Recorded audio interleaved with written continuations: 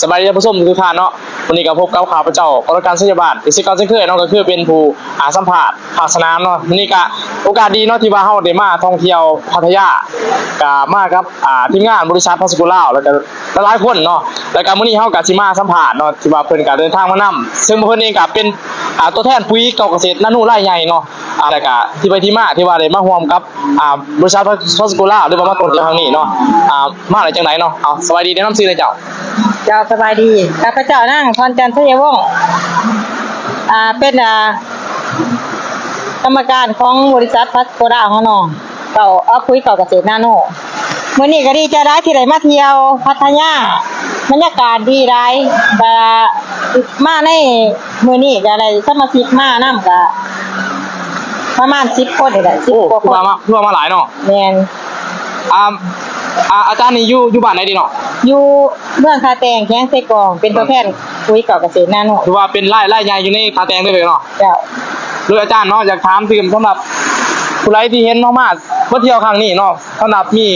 มีคนที่เบิ่งคลิปอยากมาเที่ยวคืออาจารย์เนาะเทศแนวใดอาจารย์อันนี้ก็คืออยากแนะนำทางผู้บ่ทันเคยมาเนาะก็คือเฮาซื้อปุ๋ยไปใส่หัวใส่สวนเนาะใส่สวนใส่ไร่ชนะสิซื้อปุ๋ยเพียงแต่3ต้นก็ได้มาเที่ยวฟรี1ที่นั่งได้มาฟรีที่บ่ได้เสียหยังเลยปกติม่วนบ่แบบนี้ปกติก็ใส่ปุ๋ยอยู่เนี่ยเนาะแม่นๆเฮาใส่ปุ๋ยอย่างอื่นเฮาก็บ่เคยได้ไปทางไหนบัดนี้เฮามาใส่ปุ๋ยเก่าเกษตรนาโนเฮาเทิงได้มีเงินเทิงได้เที่ยวได้ม่วนได้หมู่ใหม่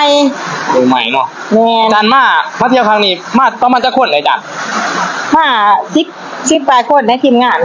ก็ร่วมเบิดที่บริษัทมาดิร่วมเบิดทั้งบริษัทเฮา3รถบัสเนาะก็100กว่าบาทเนาะแม่นคือว่าคือจะม่วนเนาะ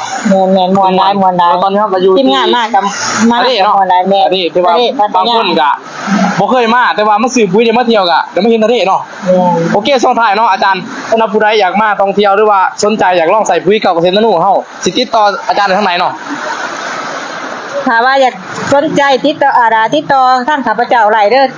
เบอร์โทร